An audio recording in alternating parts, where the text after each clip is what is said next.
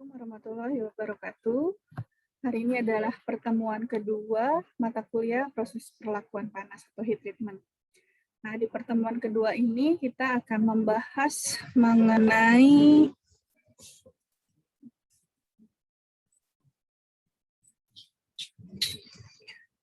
dasar proses perlakuan panas. Nah, kalau kemarin di pertemuan pertama kita sudah membahas mengenai sejarah proses perlakuan panas. Kemudian di pertemuan kedua ini kita akan membahas mengenai dasar proses perlakuan panas.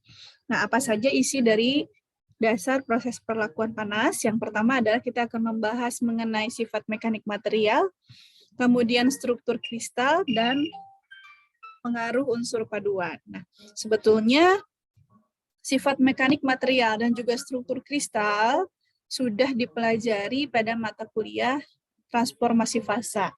Jadi di sini sifatnya adalah mengulang atau review mengenai sifat mekanik material dan struktur kristal. Kemudian kita akan membahas yang belum dibahas sebelumnya adalah pengaruh unsur paduan. Pengaruh unsur paduan ini adalah masing-masing unsur paduan, apa pengaruhnya terhadap satu kesatuan dari paduan tersebut. Oke, kita mulai.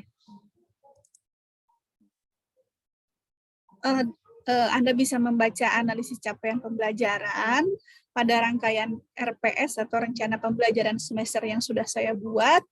Nah, di sini yang kedua itu adalah, pertemuan kedua adalah mampu mendefinisikan parameter proses heat treatment. Parameter ini itu adalah yang tadi sudah saya sebutkan, yaitu sifat mekanik, struktur kristal, dan yang paling penting adalah pengaruh unsur paduan. Oke. Kemudian tata tertib perkuliahan seperti biasa, absen dulu melalui diskusi online, kemudian ditonton videonya. Setelah itu jika ada pertanyaan bisa langsung diketik di diskusi online-nya. Nanti kita sama-sama untuk mendiskusikan jawabannya. Kemudian jika ada tugas silahkan unggah tugasnya melalui laman e-kampus. Setelah dikerjakan upload kembali tugasnya pada laman e-kampus juga. Menunya di menu tugas kuliah. Oke. Nah, yang pertama kita akan membahas dulu yang sifat mekanik material. Sebelumnya, buku apa saja yang saya gunakan pada mata kuliah proses perlakuan panas ini? Nah, ini adalah referensi buku yang saya gunakan. Ada beberapa buku yang bisa Anda download ya, PDF free, tuh silahkan ya, cari sendiri. Kalau mau beli bukunya juga silahkan beli bukunya. Ini adalah cover-cover buku yang tadi saya sebutkan sebelumnya. Ini buku-buku yang saya pakai di materi kuliah ini. Oke, nah kuliah ini harus semangat, harus dapat nilai A, tapi ya memang untuk memperoleh nilai A itu tidak semudah membalik telapak tangan ya, masih ada hal-hal yang harus Anda kerjakan, tapi yakinlah pasti bisa memperoleh nilai A jika memang bisa memahami ya. Oke, yang pertama adalah sifat mekanik material. Nah, sifat mekanik. Apa yang sebetulnya kita manfaatkan dari satu material? Yang kita manfaatkan dari suatu material atau komponen atau benda kerja atau part itu adalah sifatnya. Sifat yang dimiliki oleh material itu. Nah, sifat dari material itu banyak sekali. Ya, ini yang tertulis mungkin hanya sebagian. Di luar itu masih banyak sekali sifat-sifat material yang memang kita manfaatkan. Nah, misalnya sifat fisik, sifat mekanik, sifat teknologi, sifat kimia, bahkan sifat optik, sifat magnetik, sifat akustik, ini juga ya bunyi-bunyian. Kemudian sifat termal. Nah, yang kita akan pelajari yang 3 dulu. Mungkin ditambah dengan sifat termal nanti ya, yaitu sifat fisik, mekanik, dan teknologi. Sifat fisik. Nah, sifat fisik itu adalah sifat yang dikaitkan dengan karakteristik dari fisik material tersebut. Ya, misalnya titik cair. Misalnya kita ambil contoh aluminium. Material aluminium. Maka sifat fisiknya adalah titik cairnya aluminium itu sekitar 660 derajat Celcius. Kemudian karakteristik termalnya seperti apa? Kemudian karakteristik dan listrik dan magnetiknya apakah punya atau tidak. Kemudian massa jenisnya berapa? Oh, 2,7. Kemudian ketahanan korosinya bagaimana? Oh, baik sekali karena dia memiliki lapisan pasifasi dan seterusnya. Nah, itulah yang disebut sebagai sifat fisik dari suatu material. Oke. Nah, kemudian sifat mekanik. Apa itu sifat mekanik? Sifat mekanik adalah sifat yang menyatakan kemampuan suatu bahan atau material menerima beban mekanik. Mekanik itu contohnya ya, beban statis atau beban yang diterima secara terus-menerus dengan beban yang sama. Jadi kontinu gitu, terus-menerus bebannya itu terus dengan berat beban yang sama ya. Kemudian beban dinamis. Beban dinamis adalah beban yang diberikan secara terus-menerus, baik tekan maupun tarik. Jadi dia menerima bebannya berbeda, tapi terus-menerus. Ditekan iya, ditarik juga iya. Ya. Kemudian yang ketiga adalah beban impact. Beban impact adalah beban yang diterima secara tiba-tiba. Jadi tidak terus-menerus. Gitu ya. Itu beberapa di antara beban-beban mekanik. Kemudian, sifat mekanik yang harus dimiliki oleh suatu material itu ada banyak sekali. Contohnya, misalnya, sifat mekanik kekuatan. Suatu material harus memiliki kekuatan atau strength. Apa itu kekuatan? Kekuatan adalah kemampuan material menerima beban tanpa menyebabkan terjadinya perubahan bentuk ataupun patah. Jenis pembebanannya apa saja? Beban tarik, tekan, lengkung, geser, torsi, dan seterusnya. Kalau suatu material yang kuat, maka dia akan mampu menerima jenis pembebanan tadi, semua jenis pembebanan tadi. Dan ketika menerima pembebanan tersebut, material tersebut tidak berubah bentuk. Bahkan tidak patah. Kalau patah berarti dia tidak memiliki kekuatan. Seperti itu. Kemudian yang kedua adalah elastisitas atau elasticity. Apa itu? Elastisitas adalah kemampuan material menerima beban tanpa terjadi perubahan bentuk yang permanen setelah beban dihilangkan. Jadi elastis ya, ketika dia menerima beban, dia sedikit berubah bentuk, tapi ketika beban dihilangkan, dia akan kembali lagi bentuknya seperti semula. Begitu, tidak terjadi kerusakan atau perpatahan. Yang ketiga, ketangguhan atau stiffness adalah kemampuan material menerima beban tanpa mengakibatkan perubahan bentuk dan kemampuan material mempertahankan bentuk setelah mendapat beban dari arah tertentu. Ini mirip dengan kekuatan ya, strength, tetapi dia cenderung mempertahankan bentuknya, jadi bentuknya nggak berubah sama sekali, meskipun dia dikenai beban di bagian arah tertentu saja. Kemudian yang keempat adalah ketangguhan atau toughness, yaitu kemampuan material untuk menyerap beban atau energi tanpa mengakibatkan kerusakan. Jadi dia tangguh, ya. Kemudian yang kelima adalah creep atau mulur. Adalah kecenderungan material mengalami deformasi plastis. Nah, deformasi plastis ini adalah perubahan bentuk ya. Apabila dikenai beban tetap yang dilakukan dalam waktu yang lama dan pada temperatur tinggi. Jadi, ada beberapa material itu yang ketika dia mengalami beban, menerima beban, apalagi menerima beban itu cukup lama, dan kemudian material tersebut diekspos pada temperatur tinggi, dia akan mengalami mulur, creep, ya, lama-kelamaan dia akan lemah. Itu adalah creep atau mulur. Kemudian yang keenam adalah kelelahan atau fatigue. Fatigue adalah kecenderungan material untuk patah bila menerima beban berulang-ulang atau beban dinamik. Nomor 7 adalah kekerasan atau hardness, adalah ketahanan material terhadap penetrasi atau terhadap deformasi plastis. Penetrasi itu penekanan. Nah, gitu ya, hardness. Dan yang terakhir adalah plastisitas. Adalah kemampuan material untuk dideformasi plastis tanpa mengalami kerusakan. Ini mirip dengan elastisitas, tapi sedikit berbeda. Nah, kita tidak akan membahas semuanya, tetapi kita akan membahas sifat-sifat tadi.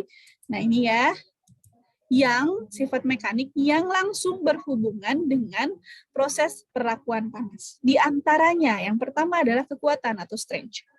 Jadi, material sebelum dilakukan perlakuan panas biasanya tidak memiliki kekuatan atau strength. Nah, setelah proses perlakuan panas, harapannya dan kalau bisa, ya harus bisa ya, material tersebut mengalami peningkatan strength atau kekuatan. Nah, selain strength, juga harus toughness, tangguh.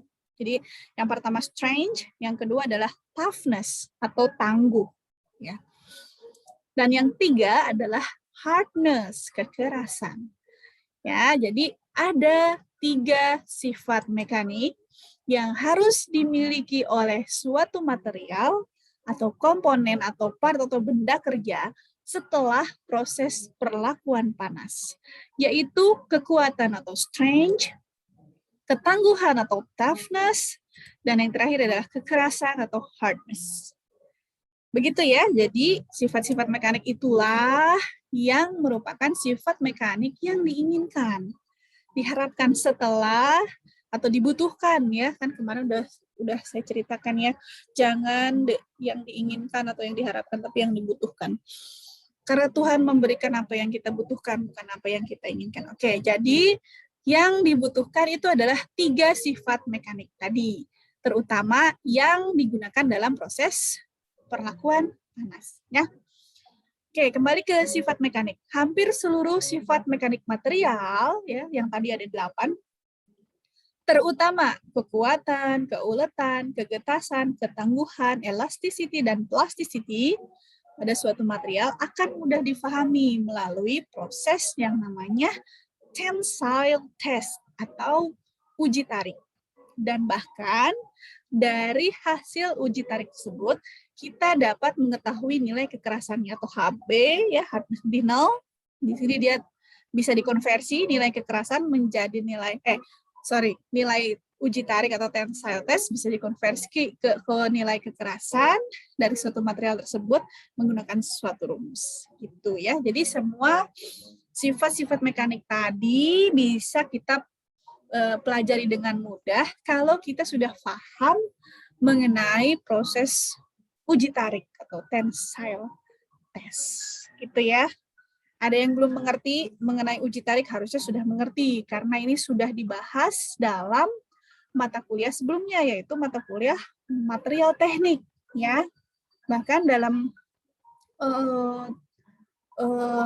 praktikum juga ada ini dibahas praktikum tensile test. Nah, next. Kemudian, nah ini ya, no one can motivate you if you are not willing to do yourself. Jadi, kalian itu harus mandiri, berdiri di atas kaki sendiri. Nah, kita akan bahas yang kekuatan dulu ya. Tadi, strength atau kekuatan atau strength adalah kemampuan material menerima beban tanpa menyebabkan terjadinya perubahan bentuk atau pakar. Kekuatan material tergantung dari jenis pembebanannya. Jenis pembebanan itu ada tarik, tekan, bending, geser, dan torsi. Nah, sekarang pertanyaannya. Kalau Anda melihat material plat seperti ini, plat lembaran ya, sheet metal, kemudian pasti kita bertanya-tanya, berapa sih kekuatan atau strength dari plat tersebut? Nah, kemudian gimana cara mengukur kekuatan dari plat tersebut? Kalau memang bisa diukur, apa sih satuannya? Apakah kilogram, apakah sentimeter, atau apa? Nah, untuk menjawab semua pertanyaan ini cukup dilakukan satu pengujian tadi, yaitu pengujian tarik ya atau tensile test. Seperti inilah kira-kira ya. Ini adalah alat uji tarik, ya, universal testing machine yang dilengkapi dengan high precision extensometer dan hydraulic grips. Jadi kalau yang testing mesinnya itu di depannya ada universal, artinya dia bisa digunakan tidak hanya untuk material logam atau baja saja, tapi dia bisa juga untuk menguji tarik dari material polimer, seramik, ya, dan lain-lain selain dari logam itu sendiri. Nah, kalau tadi kita kembali ke material yang bentuknya plat seperti ini, ya, maka dalam uji tarik itu nggak bisa si platnya dimasukin ke dalam alat uji karena platnya besar. Lalu bagaimana caranya? Ambil sampel, ya, ambil sampel dari plat tersebut. Sampelnya pun harus mengikuti aturan juga, ya, tidak sembarangan membuat sampel. Nah, kira-kira bentuk sampelnya seperti ini, ya. Jadi di sini ada apa ya, necking gitu, ya. Bentuk itu seperti tulang guguk, ya. Tulang seperti ini. Ini kalau bentuknya ada gauge-nya, di sini ada gauge-nya, ya. Ini kalau bentuk si spesimennya itu plat. Tapi bagaimana kalau bentuk spesimennya itu ada silinder atau silinder pejal? Nah, ya, seperti ini nanti silinder pejal, ya. Tapi ini bentuk setelah dilakukan uji tarik. Nah, ini bagaimana cara membuat spesimen uji tariknya? Nah, Anda bisa buka ASTM E8 atau E8M. Ini ada dua karena tergantung dari ukuran platnya. Misalnya, jika tebal platnya 40 mili, seperti ini. Kemudian kalau 12,5 mili seperti ini. Terus kalau misalnya tipis banget dia pakai yang di bawah 6 mili, dia pakai subsize, itu ya seperti ini, ya. Kita diikuti aja. Jadi di sini ada G, yang terpenting tuh G, ya. Di sini ada G, ini dan ini nih disebut sebagai G. G itu apa? G adalah gauge length. Gauge length. Apa sih gauge length itu? Jadi di sini kan ada radius, kemudian lurus, kemudian radius lagi. Di atasnya juga sama. Ini yang disebut sebagai gauge length. Gauge length itu adalah tempat di mana terjadi deformasi plastis itu sendiri.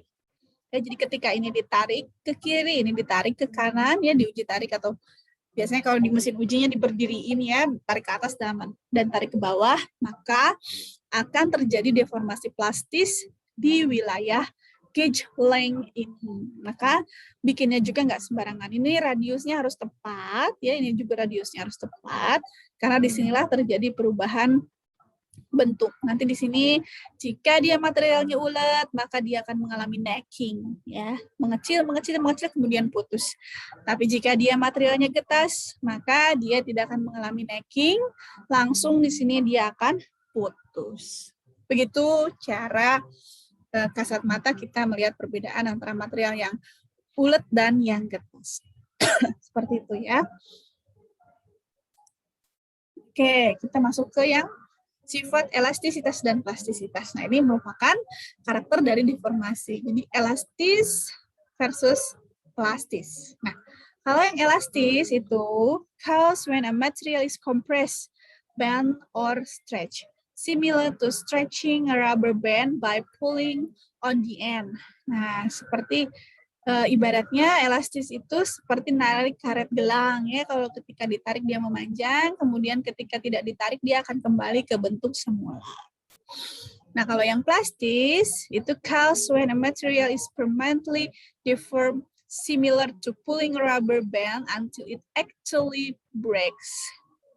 Itu artinya ketika karet itu ditarik sampai maksimal kemudian dia putus. Nah, seperti itu. Oke, next. Kemudian ini yang paling sering digunakan atau sering sifat mekanik yang paling sering dibicarakan dalam proses perlakuan panas, yaitu getas dan ulet. Yang getas itu kita tidak kita inginkan, ya. Ini pasti harus dihilangkan. Nanti ada bagaimana cara menghilangkan sifat kegetasan pada proses perlakuan panas itu ada. Ya, yang kita inginkan yang mana? Jelas, yang ulet di sini, ya. Nah, kita lihat dulu. Dikaitkan dengan kelakuan material akibat kondisi tegangan tertentu, ulet atau ductile itu artinya material tersebut bisa diregangkan sampai batas tertentu. Tuh ya. Kemudian kalau getas atau brittle artinya material tersebut bisa patah tanpa didahului oleh deformasi plastis. Jadi dia nggak berubah bentuk dulu tapi tiba-tiba dia patah. Nah, itulah yang disebut dengan getas atau brittle. Logikanya seperti ini. Kalau Anda tahu makanan brem, nah itu kita tidak memberikan beban yang besar aja dia, atau ketika kita berikan beban menekan, maka dia tidak akan mengalami perubahan bentuk dulu atau tidak mengalami deformasi plastis tapi langsung patah. Nah, inilah konotasi dari atau logika dari maksud sifat mekanik getas tadi. Kemudian kalau ulet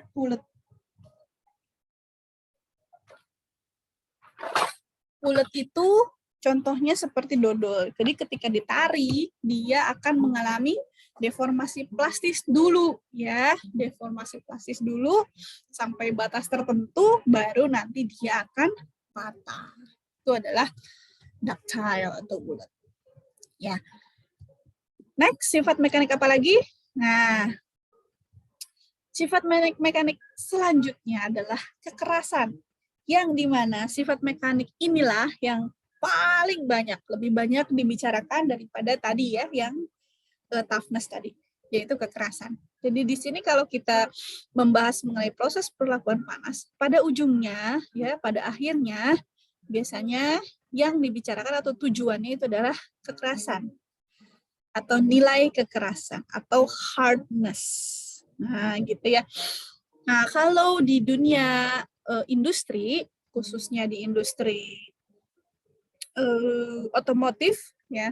Kalau di industri otomotif, kemudian kita membicarakan mengenai dies atau cetakan, ya, cetakan itu biasanya diinginkannya adalah atau dibutuhkannya, diperlukannya adalah dies dengan material yang memiliki nilai kekerasan tinggi. Tapi sebaliknya, kalau kita bicara dalam proses pengelasan, justru kebalikannya.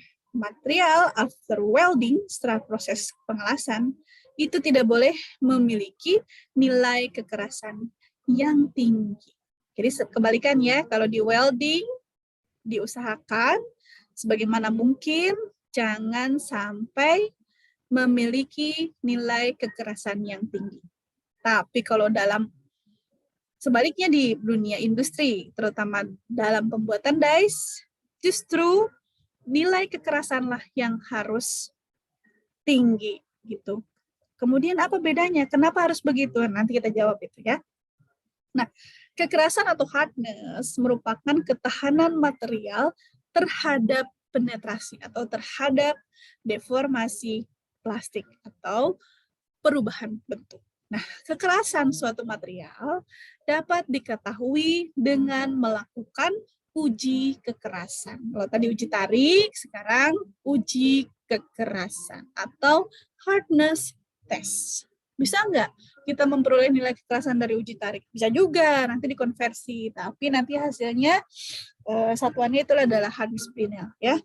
Sedangkan dalam industri, terutama industri yang tadi saya ceritakan, dies, otomotif, itu biasanya dia menggunakan skala Rockwell-C. Jadi HRC, not HB. Seperti itu. Nah, kekerasan merupakan ketahanan material terhadap penetrasi tadi. Kekerasan dapat diketahui dengan melakukan uji kekerasan atau hardness test. Nah, hardness test is typically measured on a Rockwell-C scale, terutama dalam industri. Nah, ada pernyataan seperti ini. Hardness is a very important property of tool steel that is developed during the heat treating process. Without hardness, the tool would collapse. Nah, dalam industri otomotif itu biasanya mereka menggunakan material tool steel atau baja perkakas ya untuk digunakan sebagai dies-nya atau cetakannya. Cetakan apapun. Bisa untuk cetakan dengan material yang akan dicetaknya logam Ataupun kalau dalam industri plastik juga sama, dia menggunakan tool steel juga, menggunakan tool steel yang menggunakan mesin injection molding. Itu juga sama, dia menggunakan material-material baja perkakas sebagai dies-nya. Tapi kalau dalam dunia polimer biasanya tidak disebut sebagai dies atau cetakan. Cetakannya itu disebutnya sebagai mold. Ya, jadi kalau Anda sering dengar namanya injection molding, nah itu adalah molding itu adalah cetakan, sama-sama cetakan yang juga dari tool steel atau baja perkakas, tetapi dia untuk mencetak plastik atau polimer. Tapi kalau dies, dia juga sama, dies paling banyak menggunakan tool steel atau baja perkakas, yang mana yang dicetaknya itu bukan polimer, tetapi logam. Ya, baik ferrous maupun non-ferrous. Jadi seperti itu. Untuk material-material dies and mold, ya mereka menggunakan tool steel atau baja perkakas, yang dimana baja perkakas itu bisa ditingkatkan nilai kekerasannya dengan proses heat treatment.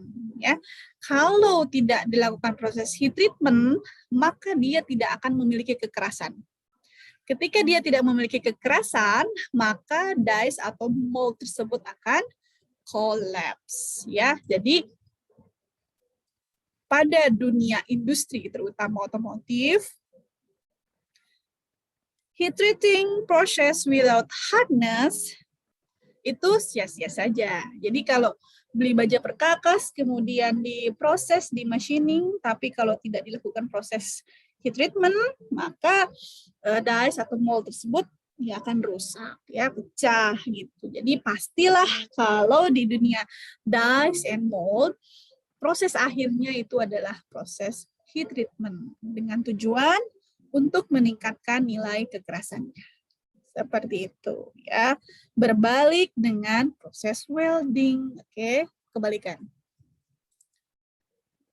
Kalau di gambar di sebelah kanan, ini adalah yang bawah dulu ya.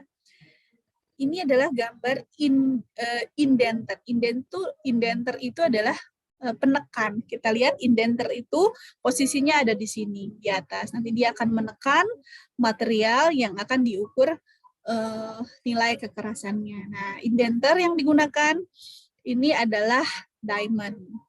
Ya, di sini ini adalah alat uji kekerasan microficers. Jadi nanti nilai satuannya bukan Rockwell C, tapi hardness Vickers number. Jadi tergantung dari alat ujinya. Kalau ini adalah contoh dari alat uji microficers. Jadi hardness Vickers number. Hasil akhirnya adalah HVN. Gitu. Jadi apa sih bedanya hardness Vickers itu dengan yang lain? Atau ini micro Vickers ya. Jadi di sini ada apa ya namanya? Ada alat ya yang bisa melihat struktur mikronya. Makanya disebut microficers. Hardness microficers. Hardness Vickers number hasil akhirnya. Nah, kita bisa melihat struktur mikro melalui lensa ini. Ya, ketika kita lihat ini yang ada di bawah diamond indenter ini. Nah, kelihatan ya di sini ya. Jadi ada dua contoh gambar yang mana ada yang berwarna hijau, ada yang berwarna putih, atau lebih tepatnya ada yang berwarna lebih gelap dan ada yang berwarna lebih terang. Yang bawah juga sama. Ada yang berwarna lebih gelap dan ada yang berwarna lebih terang. Nah, dengan kita bisa melihat ya struktur dari material yang akan kita uji kekerasannya, kita bisa memilih mana yang akan diindentasi, yang mana yang akan ditekan, diindentasi, dipenetrasi. Kalau kita sudah tahu ini satu material A, maka matriksnya apa? Kemudian yang putih ini kita bisa tahu ini apa. Misalnya yang putih ini adalah struktur dari martensit misalnya atau struktur dari karbida. Sedangkan yang berwarna lebih gelap itu adalah matriksnya. Misalnya matriksnya perlit seperti itu. Jadi kita bisa mengukur nilai kekerasan dari karbidanya ataupun nilai kekerasan dari matriksnya. Dan jelas itu akan berbeda nilai kekerasan. Ini keunggulan dari alat uji microfigures. Gitu. Yang non microfigures itu tidak ada. Kita tidak bisa melihat struktur yang kita inden, yang kita tekan itu apanya. Gitu. Biasanya alat uji kekerasan microfigures ini digunakan di laboratorium. Karena laboratorium itu dia biasanya bekerja dengan hasil akhir yang sangat detail, beda dengan di industri.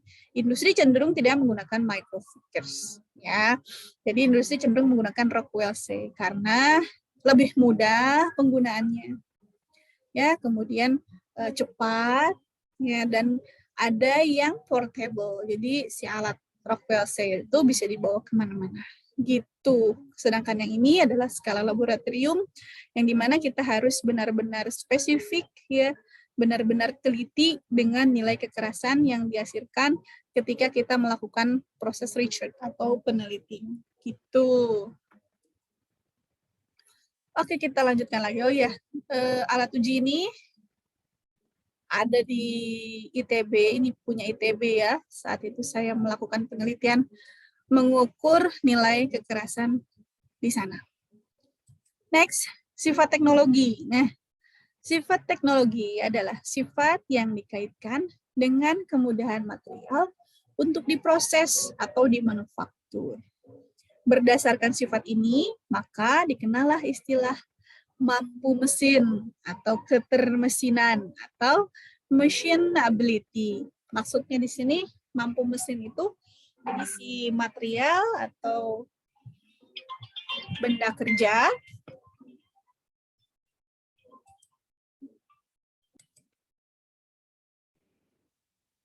Jadi mampu mesin atau machinability adalah kemudahan suatu material untuk di mesin. Misalnya kalau kita punya baja karbon rendah, misalnya kemudian mau diproses, dibentuk, di mesin, itu cenderung lebih mudah dibanding dengan kita punya stainless steel, misalnya stainless steel tipe 316 misalnya gitu. Itu lebih sulit untuk di machinability, ya, karena dia keras dan memerlukan tools yang spesial. Begitu pula dengan aluminium, ya. Aluminium tidak bisa di mesin dengan mesin-mesin tools-tools biasa. Dia harus memiliki tools yang khusus yang bisa, yang memang peruntukannya untuk material-material aluminium. Itulah jadi machinability itu seperti itu. Kemudian weldability, nah ini juga sama. Weldability itu misalnya contohnya baja karbon rendah. Nah, itu sangat mudah dilas, ya, weldability-nya tinggi. Nah, kalau yang weldability-nya rendah itu adalah aluminium. Ya, aluminium itu agak-agak repot kalau ngelas. Jadi dia harus pakai mesin las khusus, kawat las khusus, dan weldability-nya juga tergantung tipe aluminiumnya, ya. Ada beberapa tipe aluminium yang weldability-nya justru rendah sekali, sulit sekali untuk dilas gitu, ya.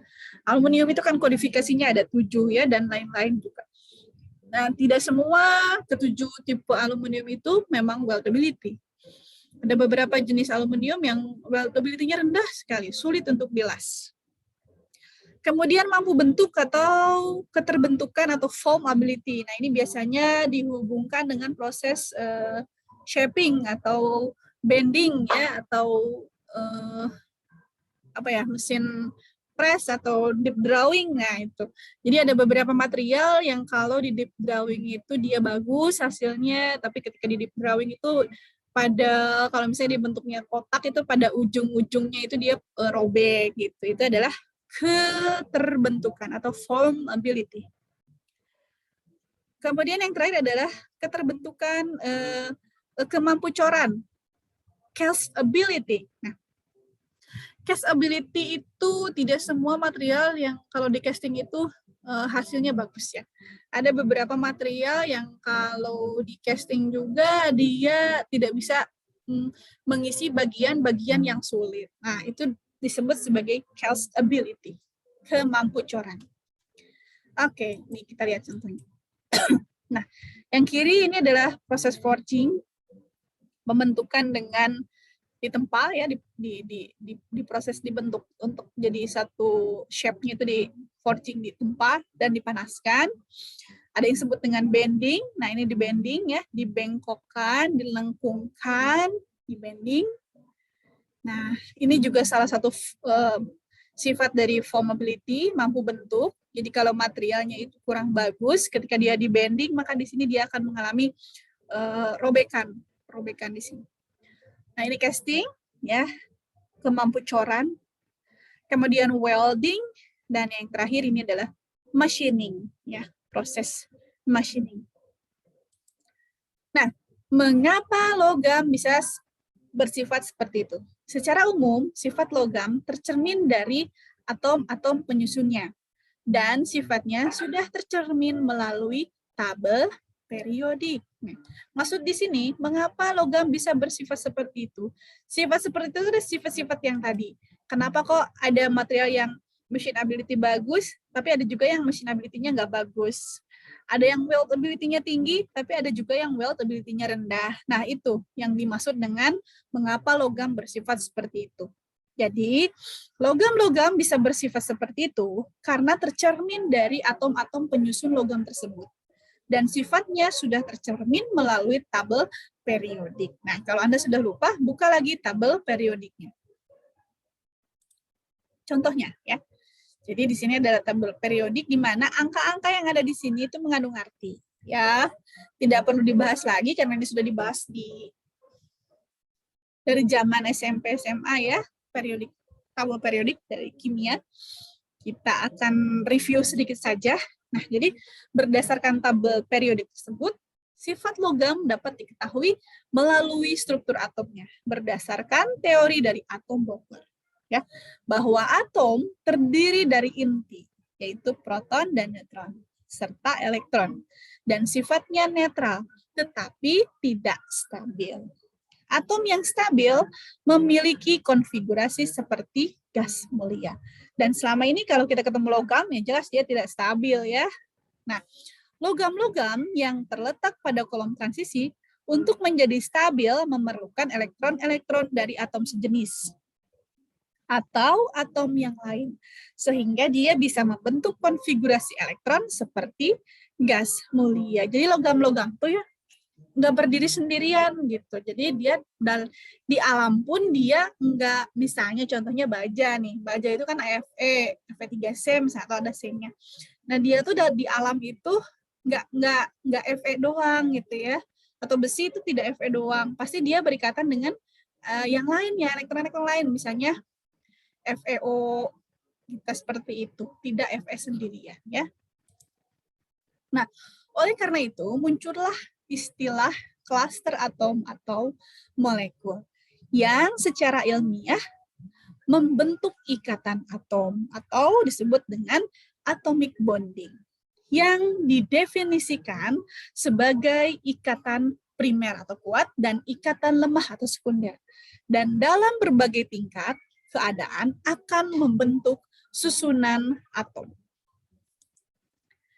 Susunan atom-atom logam, misalnya logam cair, itu memiliki susunan atom yang tidak beraturan atau amorph atau formless.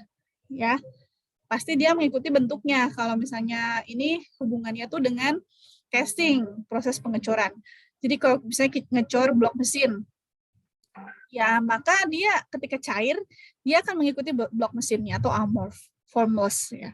Tetapi kalau logam padat, dia memiliki susunan atom yang teratur dan membentuk geometri tertentu yang disebut sebagai sel satuan atau struktur kristal. Nah, ketika dia sudah membeku sampai ke temperatur kamar, maka dia akan stay.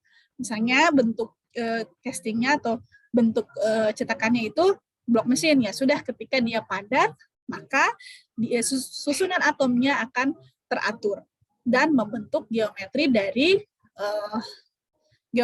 dari bentuk tadi, misalnya blok mesin. Nah, Ketika dia sudah teratur, maka dia akan membentuk sel satuan atau biasanya diistilahkan sebagai struktur kristal. Nah, ini sudah dibahas di materi kuliah transformasi fase. Oke, kita akan review mengenai struktur kristal. Ya.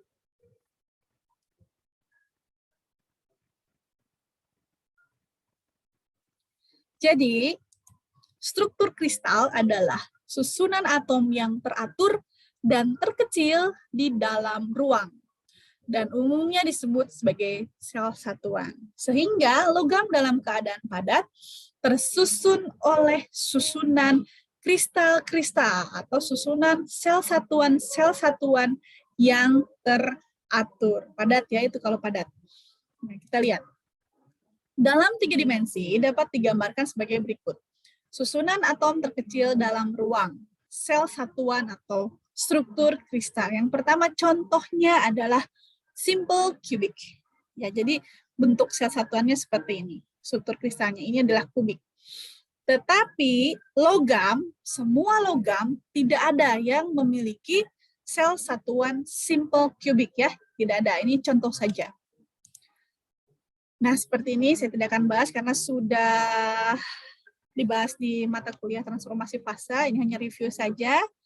Kalau simple cubic itu bilangan koordinasinya adalah 6. Ya, bilangan koordinasi itu adalah tetangga terdekat dari si sel satuan ini ada berapa. Ya. Tetapi sekali lagi, untuk logam itu tidak ada logam yang memiliki bilangan koordinasi 6.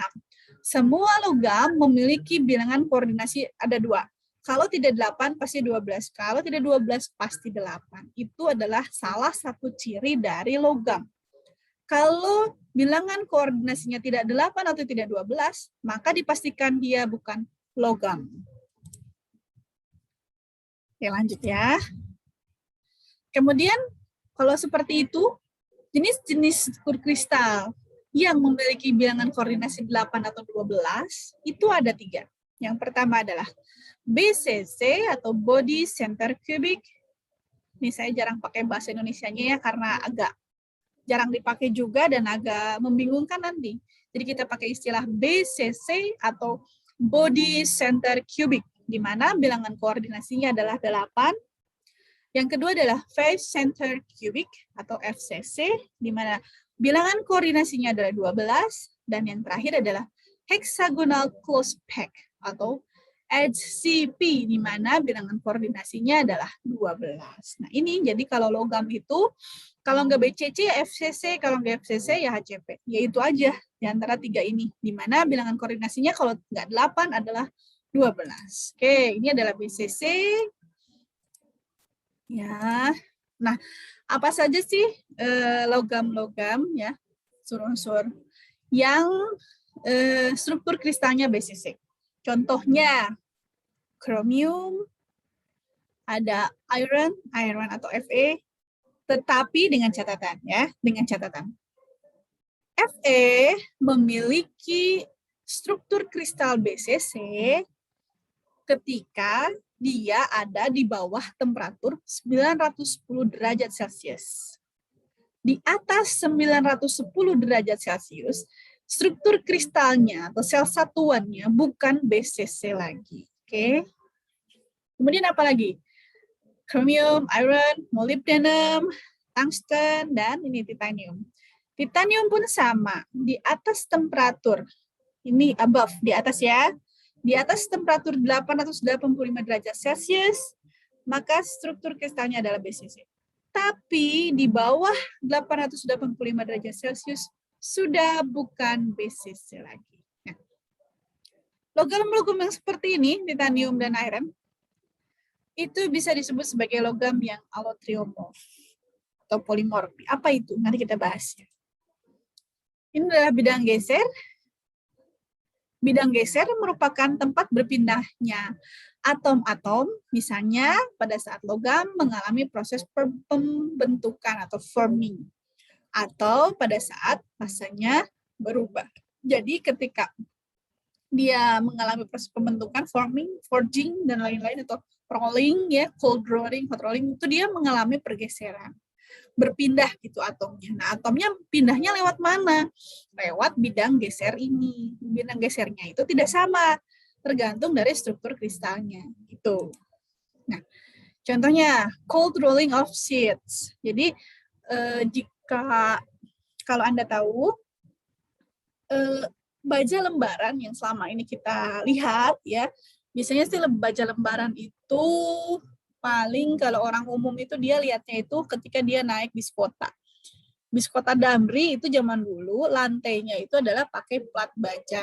Biasanya plat bajanya itu ada batiknya. Nah, sebelum di batik itu dia kan bisa tipis plat lembaran. Nah, sebelum menjadi plat lembaran itu ada proses-proses sebelumnya. Pertama, prosesnya itu dilakukan pada tanur tinggi. Jadi pemasakan baja di tanur tinggi. Dari situ setelah dia dimasak, kemudian dia dilakukan proses continuous cooling, continuous rolling di situ. Di roll, ya, dari asalnya tebal, dari bloom, ya, di roll terus sampai ke bawah terus dilakukan proses rolling untuk memperkecil ketebalannya sampai dengan ketebalan tertentu yang disebut sebagai sheet metal atau material logam lembaran. Nah, ketika dia mengalami proses continuous casting, di sini adalah cold rolling. Jadi kalau cold rolling kan ada dua, ya. Ada cold rolling, ada hot rolling. Kalau cold rolling dia di roll, ya, di rolling dalam keadaan dingin. Jadi tidak dipanaskan. Nah, kita lihat di sini. Nomor 1, the workpiece. Number 1. Typically, a sheet metal blank is fed between rotating rollers. Ya, dimasukkan, dilewatkan di antara roll yang berputar. Kemudian nomor 2. Without preheating, jadi tidak dipanaskan. The roll compress the plate so that its thickness is reduced by up to 50%. Jadi di roll dalam keadaan dingin, tidak dipanaskan, ditekan sambil di roll sampai ketebalannya itu berkurang 50%. Shape change is without recrystallization of the grain. Ini tidak terjadi bentuknya, ya, ketika diubah dari bentuk yang lebih besar kemudian lebih kecil hampir 50%-nya, itu tidak terjadi proses rekristalisasi dari butir-butirnya sendiri. Tidak terjadi perubahan butir karena dia tidak mengalami pemanasan. Oke, lihat yang ketiga. Ini ketiga, which make it a stronger material while its surface becomes smoother because the grain do not recrystallize material so anisotropic properties. Jadi setelah di roll itu si permukaannya akan lebih halus, ya. Kemudian hasilnya juga materialnya jadi akan lebih kuat, ya. Karena apa? Karena butirnya tidak mengalami rekristalisasi, ya. Nah, ini adalah hasil dari proses rolling tadi. Nah, si butir-butirnya berubah melewati melewati bidang geser, kemudian dia berubah seperti ini. Pada proses pembentukan, bentuk sel satuannya tidak berubah karena dia tidak mengalami pemanasan. Jadi kalau dia di bawah 910 derajat, tadi dikatakan di sini, maka dia memiliki struktur kristal BCC. Jadi sini BCC, keluar juga BCC karena dia tidak mengalami pemanasan. Tetapi posisi atom-atom berubah melalui bidang geser yang dimiliki oleh sel satuan tadi. Kalau dia BCC, maka atom-atomnya berubah, ya, melalui bidang geser. Sel satuan tetap tidak berubah, tetapi butirnya mengecil, hanya mengecil saja, ya. Parameter lattisnya tetap dan atom-atom berpindah tempat karena diakomodir oleh bidang gesernya. Sel satuan itu akan berubah apabila terjadi transformasi fasa, tetapi di sini tidak terjadi perubahan sel satuan. BCC tetap jadi BCC karena tidak terjadi proses transformasi fasa. Transformasi di fasa di sini maksudnya adalah tidak terjadi proses pemanasan yang mengubah sel satuan atau struktur kristal. Jadi BCC tetap BCC, hanya butir saja yang mengecil, tidak terjadi rekristalisasi karena tidak terjadi pemanasan. Gitu ya, itu adalah salah satu contoh dari proses cold rolling. Ini beda cerita kalau dia hot rolling ya. Kemudian face center cubic. Nah, FCC itu kayak gini. Contohnya apa saja sih logam-logam yang punya struktur kristal FCC? Contohnya adalah copper, tembaga, aluminium, ya Ag, Au, emas, perak ya. Nah, itu FCC. FCC bilangan koordinasinya 12. Ini adalah bidang gesernya. Ini yang paling sering. 111. Kemudian, nah yang terakhir adalah HCP, hexagonal phosphate. Ini bentuknya seperti ini. Apa saja logam yang memiliki struktur kristal HCP? Contohnya kadmium, magnesium, titanium, dan zinc. Ya. Oke, kita masuk ke yang tadi. Kenapa baja memiliki struktur kristal yang bisa berubah-ubah dari BCC ke FCC ke BCC lagi misalnya? Ya, itu kenapa? Karena besi atau Fe itu memiliki sifat alotropi. Ya, jadi unsur seperti Fe memiliki lebih dari satu sel satuan. Sampai dengan temperatur 910 derajat Celcius, sel satuan besi adalah BCC. Di atas nah ya, 910 sampai 1350 derajat Celcius, sel satuan besi adalah FCC.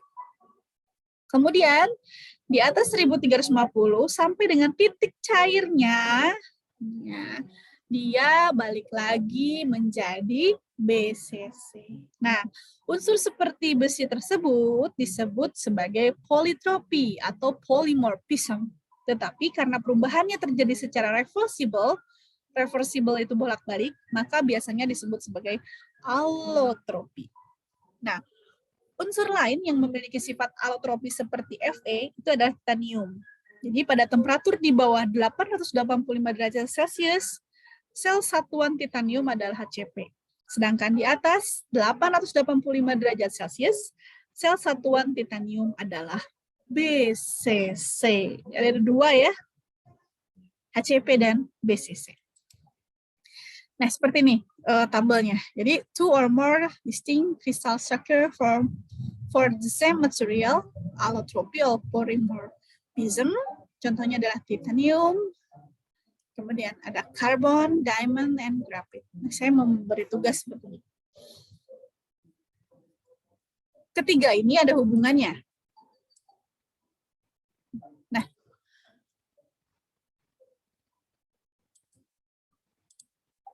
Ini ada hubungannya ya. Saya ingin bertanya atau memberikan tugas sebetulnya.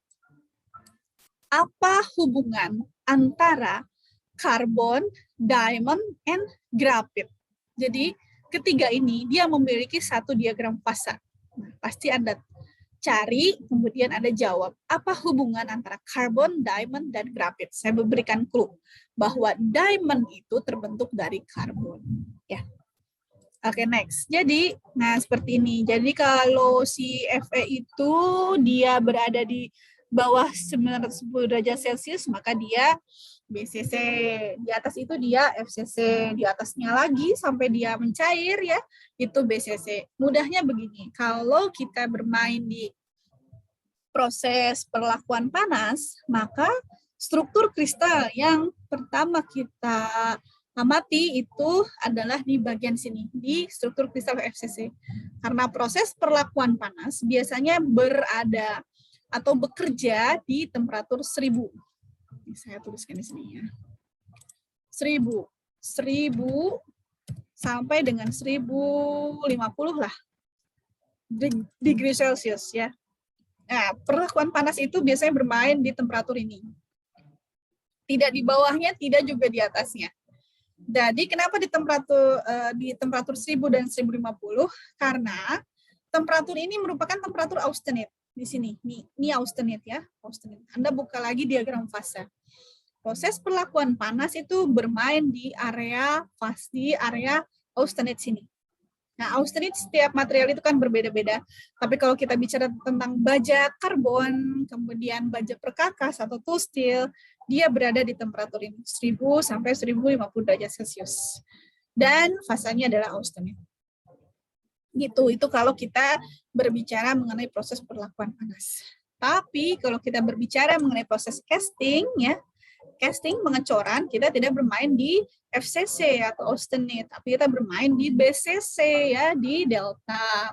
Mengapa? Karena kita harus mencairkan logam tersebut. Jadi dari fasa padat ke fasa cair. Tapi kalau dalam proses perlakuan panas, masih tetap dalam keadaan fasa padat. Tidak sampai mencairkan benda kerjanya. Gitu. Cluenya di situ. Kita mainnya di sini, ya. Kalau proses perlakuan panas. Nah, ya. Di sel satuan FCC di temperatur 1000 sampai 1050 di fase austenite. Oke. Next. Nah, ini juga masih sama, ini mengenai allotropi, polimorfi, ya. Jadi perubahan struktur kristal baja, kalau kita ambil dari proses casting, jadi ketika dia dimasak, dicairkan, di casting, dicor, dia dimasak dulu, ketika dia mencair, struktur kristalnya adalah BCC. Ini, seperti ini. Kemudian dia dituang ke dalam cetakan, ya, mengikuti bentuk cetakannya, di mana dia dari fasa cair mau menjadi ke fasa padat, turun temperaturnya. Nah, sampai di sini dia akan berubah struktur kristalnya menjadi FCC. Kemudian didiamkan terus sampai ke temperatur kamar, sampai dia menjadi padat lagi, ya. Jadi dari cair menjadi padat dan akhirnya padat di temperatur kamar 25 derajat Celcius, maka struktur kristalnya akan kembali menjadi BCC. Kalau Anda amati, terjadi perubahan struktur kristal dari BCC ke FCC dan kembali ke BCC. Otomatis, ya, akan terjadi perubahan bentuk atau deformasi. Nah, makanya kalau Anda sudah belajar mengenai proses casting, ya, semua proses casting pasti, ya, dipastikan akan mengalami yang namanya shrinkage atau penyusutan. Jadi kalau kita mau bikin produk hasil casting, harus diberikan allowance, ya. Allowance-nya berapa?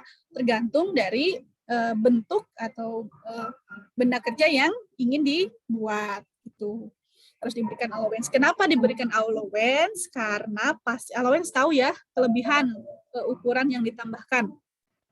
Karena pasti proses casting itu hasil akhirnya akan mengalami penyusutan atau pengurangan dimensi. Misalnya awalnya panjangnya 10 mm.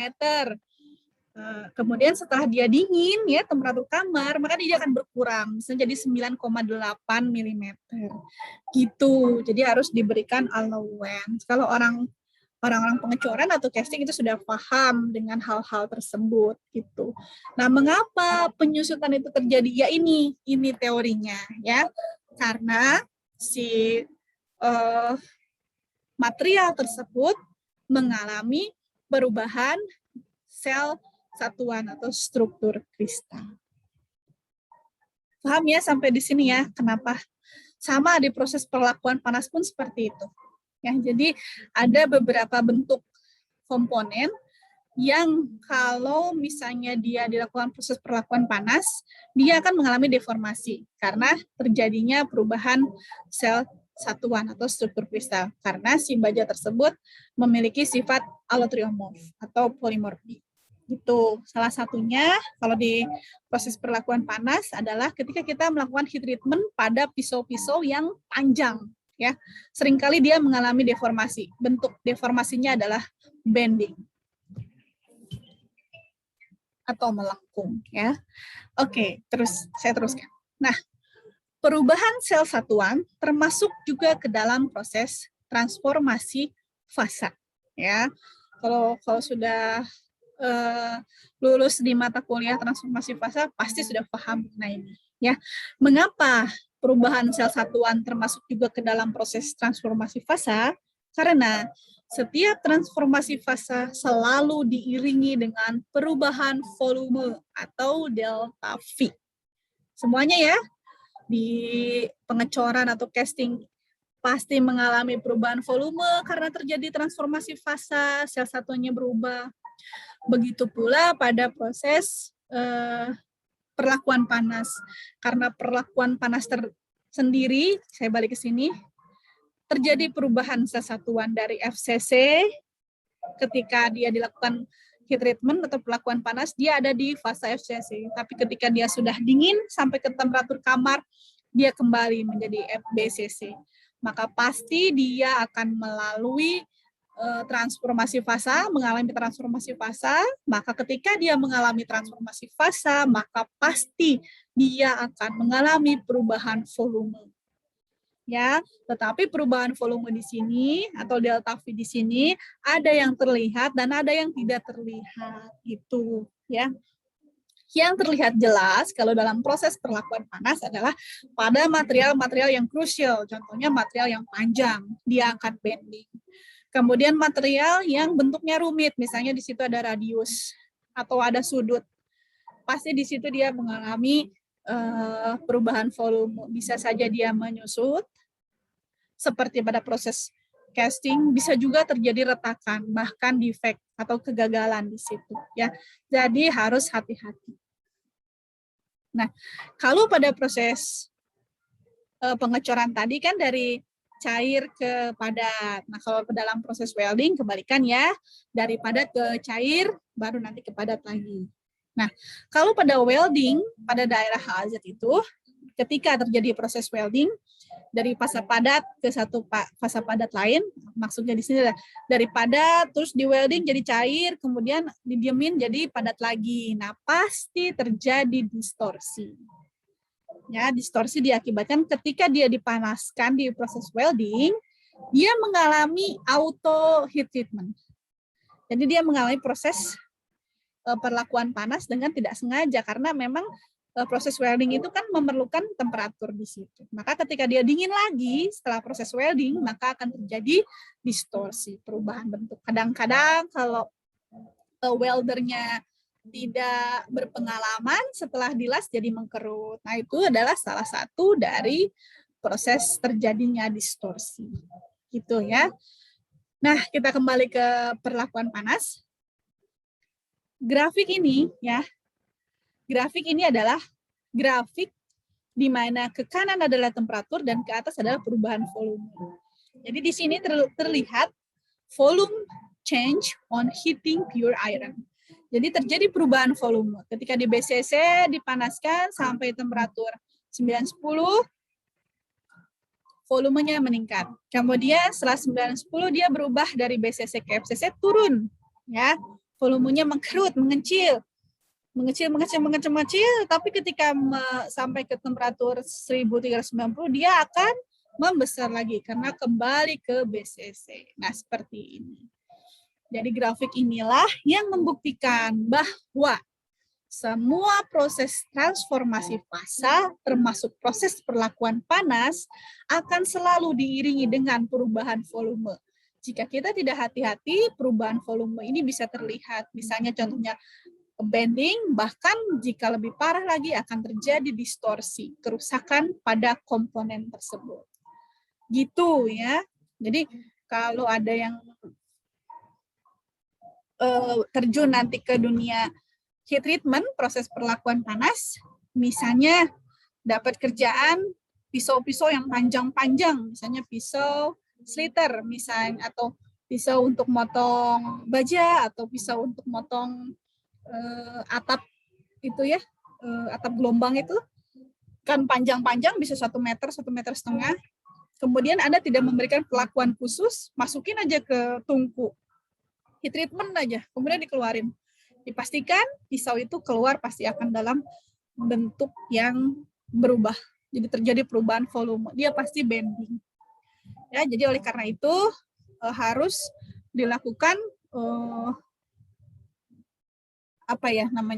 antisipasi sebelum hal itu terjadi. Gitu. Antisipasinya bagaimana nanti kita akan bahas. Nah, ini contohnya. Kalau ini adalah hasil proses welding. Ingat ya, setiap transformasi fasa selalu diiringi dengan perubahan volume.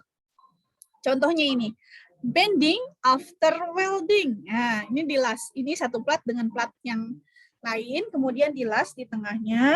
Nah, setelah dilas, lihat ya, melengkung ya, dia melengkung. Bisa dipakai nggak? Nggak bisa, karena kalau dilurusin lagi, dia pasti retak di sini. Gitu. Ini juga sama, ini nggak terlalu kelihatan, tapi tetap melengkung. Ini juga sama, ini melengkung. Kalau dilurusin, nanti dia akan pecah. Nih, seperti ini. Jadi ketika dilas, masih lurus aja sih, tapi setelah dia dingin, kemudian dia terjadi distorsi, atau terjadi bending di sini, melengkung. Ini adalah pembuktian bahwa ketika terjadi transformasi fasa, pasti dia akan terjadi perubahan volume. Gitu. Perubahan volume ini terjadi karena transformasi fasa. Transformasi fasa seperti apa? Yaitu kalau dia baja, dia mengalami allotriomorf atau polimorfik, perubahan struktur kristal. Semoga bisa dipahami ya. Nah, sampai di sini dulu part 1 dari pertemuan kedua. Nanti saya akan lanjutkan pertemuan 2 dengan part keduanya, yaitu pengaruh unsur paduan. Oke? Jika ada pertanyaan, silahkan tuliskan di e-kampus di diskusi online. Nanti akan kita bahas. Nanti kita akan jawab pertanyaan tersebut sama-sama. Oke, sampai di sini dulu. Assalamualaikum warahmatullahi wabarakatuh.